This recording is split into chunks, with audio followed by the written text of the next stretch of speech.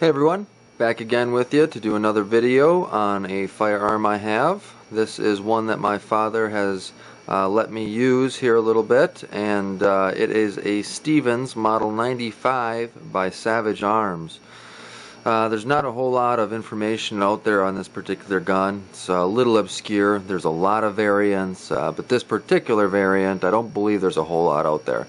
Really couldn't tell you how many were produced or from what year to what year. As I mentioned, there just isn't a whole lot of information out there on this particular model. So I will share with you what I do know, and we'll go ahead and start with some of the identifications and markings of the gun.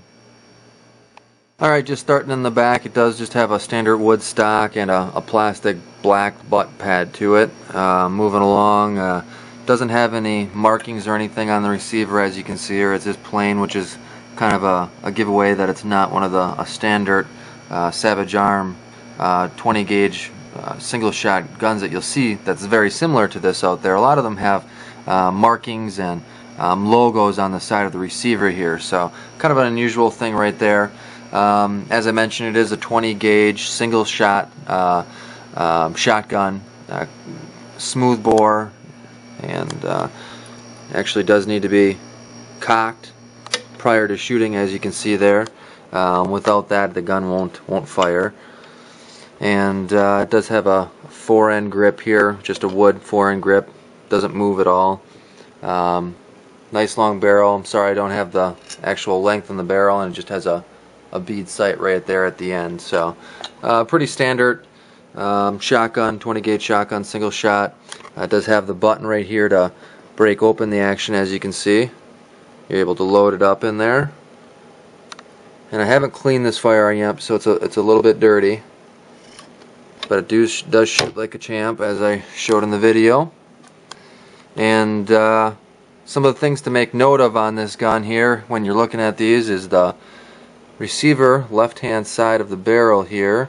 You'll have the actual model, and it's kind of faint so you're not able to see it, but it does say Stevens Model 95. Underneath that it says Savage Arms, and then underneath that it says Westfield, Massachusetts, USA. There is a proof mark there of 25U. It's really faint and it's small, so it's not the main marking. We're actually going to flip the gun around and take a look at the right side barrel to really identify what we have here. So we're on the other side of the gun here, and as you can see again, we have no markings on the receiver. Actually, let's see if I can get you some better light here on that. No markings on the receiver, no logos of any sort. Nothing that you can make out there, so nothing unusual.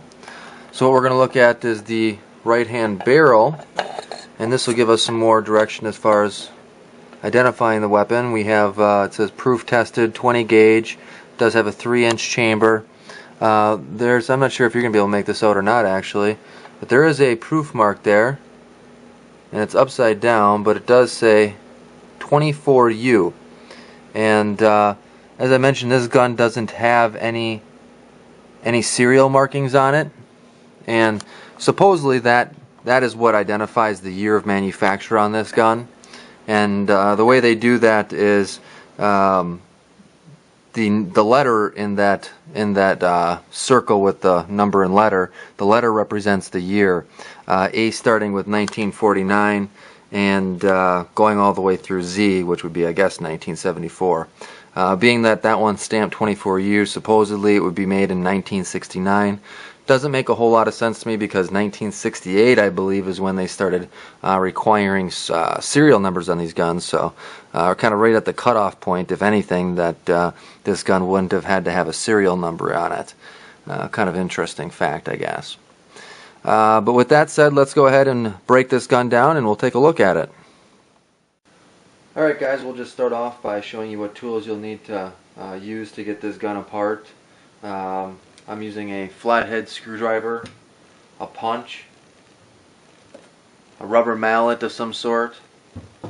I also have an Allen wrench here, and the Allen wrench is pretty handy for the pins that you're going to drive out, holding the assembly together and realigning the pins when you put everything back together. The first step is taking your flathead screwdriver, and on the bottom end of the front receiver there is a screw. You can go ahead and remove that.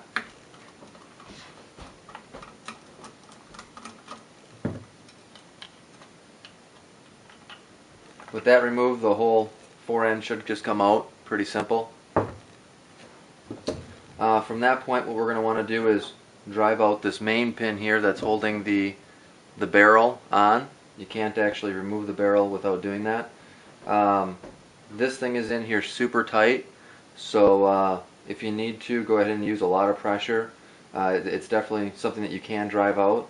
Don't be scared to do it. What I'm going to do is go ahead and do that real quick, and we'll go ahead and continue on.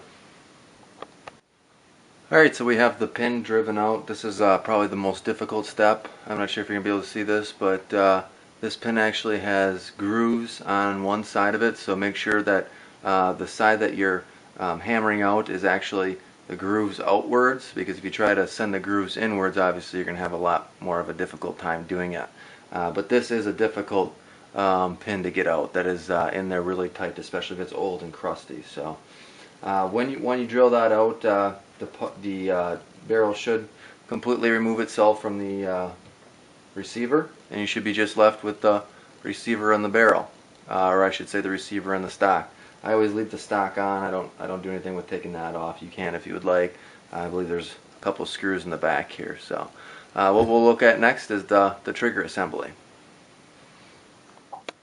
Alright guys, so the next step here is just going to be getting into the trigger assembly. You don't have to do this every time with your gun. It's just, every now and again, if you want to take this apart and clean it up, lube it up, it definitely does not hurt. First thing I'm going to do is lay down a block here so I'm not hammering into the table and I can drive my pin somewhere. But as you notice here, there are two pins. What we're going to start with is the pin towards the rear of the gun first, and I generally start on the left hand side and pound to the right hand side the pin. So like I mentioned, we're going to start with that rear pin, and this is kind of where that Allen wrench comes into play.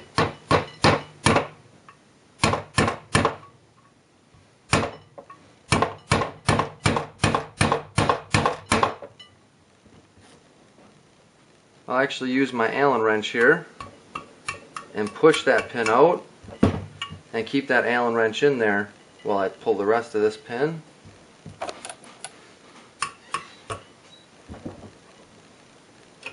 And now I have my Allen wrench holding everything in there. So it's a good way to start and make sure that everything is working nicely. Once you have that done, you can go ahead and pull your Allen wrench out here, which would disengage everything in there. You're going to need a flathead screwdriver, and on the top of this gun you'll notice that there's a little cover. What you can do is pull that up now that that pin is disengaged, and it will pull out a little casing more or less here that I think kind of holds everything together within the receiver, the trigger assembly. Now inside here what you're going to have is the trigger assembly and the hammer, and that's really it. This gun is pretty simple.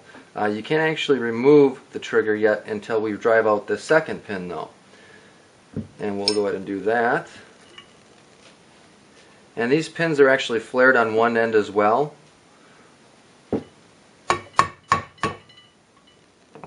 So you want to make sure that you're going the right way with this pin. Generally if you go one way you're good. I actually disassembled this gun already, that's why I knew this pin was in the opposite way. I do have that pin out now. As you can see, both pins have dropped out. What I can do is go ahead and remove my Allen wrench, and that will loosen everything up within this receiver. What we can do is go ahead and remove the hammer itself, and the hammer is just one piece, as you can see there. And then we can go ahead and remove the trigger, which is one piece, as you can see there. From that point then, inside the gun, what really there is just a couple, and I don't think you're going to be able to see in here very well with the lighting.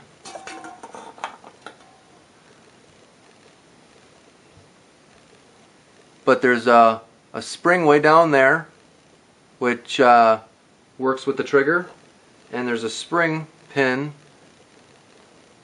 in the back of the gun here in the bottom of the receiver which also operates the trigger mechanism. And then up on the top here you actually have the firing pin, and I don't remove that at all. I'm just going to leave that in. And that's really as far down as I'll take it. So I mean, you can get all these nooks and crannies inside here pretty easily. Clean that gun up better than it's probably ever going to get otherwise.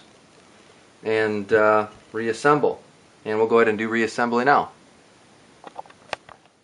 Alright guys, so to reassemble we'll focus mainly on just the trigger assembly because that's the most difficult part. I'm sure you can kind of figure out the rest on your own. But what we'll do is we'll take our trigger itself and we'll drop that into the housing here. This is probably the most difficult part, is getting this back together, working. These two parts just kind of have to come back in unison. There's no easy way to explain how to do it. But if you start with that piece, kind of put this piece on top of it, as you know, it goes into the gun. So you got, your pin there, you got your pin there, so kind of just line them up and slide them in. You realize that this part here is where your hammer here is connecting with your firing pin. So just kind of using that common sense, sliding the hammer back into the gun here, and hopefully with a little bit of finagling here, the pieces should come together the appropriate way. You'll be able to kind of tell because once you got it back together here, it feels a little bit springy. That's from the springs in the bottom of the receiver there, part of the trigger group. That's actually working, it's doing its job. So you can kind of tell doing it that way. I could probably sit here for 20 minutes and try to finagle this. It's just a matter of getting it in there the right way initially, and it works.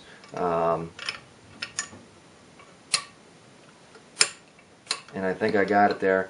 Once you do think you have it into the right position, what you should be able to do is when you look at the receiver then is look through the holes where those pins are, and you should be able to see right through them, obviously, to be able to put those pins back in there.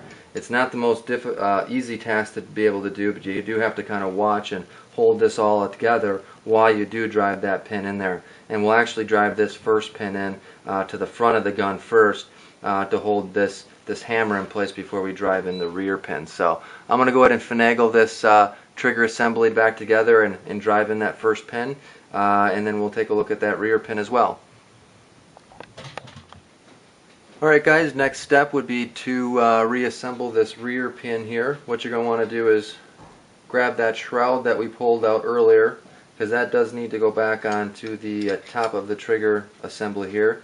You can push that in all the way. And once you got that in there, what you want to do is take a look through your line of sight there where your pin is, and hopefully it's unobstructed, and you can just go ahead and slide your pin through. Mine is a little obstructed. What I found is if I use just a skinnier Allen wrench, I'm able to kind of manipulate the area inside there where it's sticking out either right or the left. You can also use the trigger a little bit to kind of manipulate that area so you're able to get this pin inward into the position you need. So that's generally the easiest way to go about it. Otherwise it's just a matter of driving this pin through. So I'll go ahead and finagle this guy in here, and we'll take a look at that.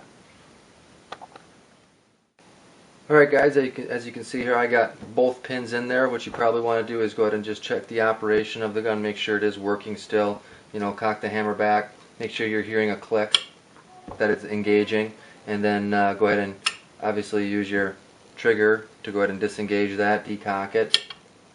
Do that a few times, make sure everything seems like it's working.